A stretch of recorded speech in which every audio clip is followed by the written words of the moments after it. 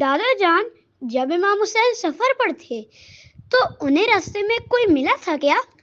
ہاں بیٹا، رستے میں یزید کے سپاہیوں کا ایک لشکر تھا جس کا سردار حر ابن یزید تھا۔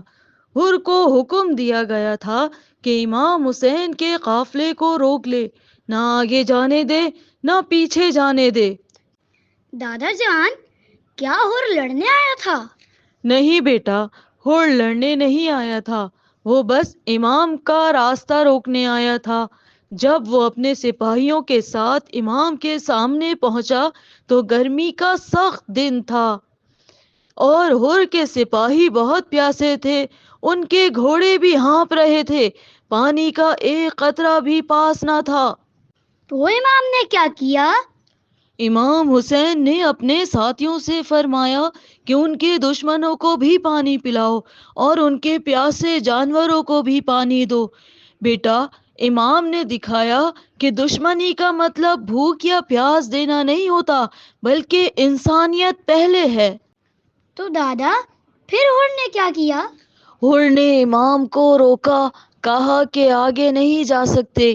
امام نے فرمایا تو پھر مجھے ایسی جگہ بتا دو جہاں نہ کوفہ ہو نہ مدینہ۔ حر نے سوچا، پھر بولا کربلا میں قیام کریں۔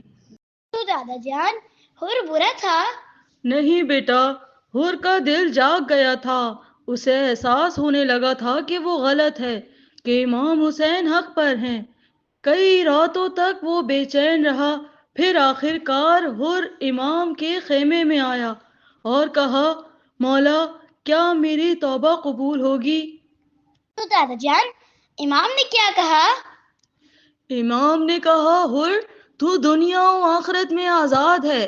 پھر حر نے بھی اپنی جان قربان کر دی، امام کے ساتھ شہید ہوا، حق کے راستے پر۔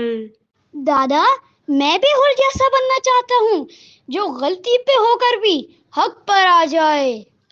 انشاءاللہ میرا بیٹا بھی حق کی راہ اپنائے گا، کبھی ظلم کا ساتھ نہیں دے گا۔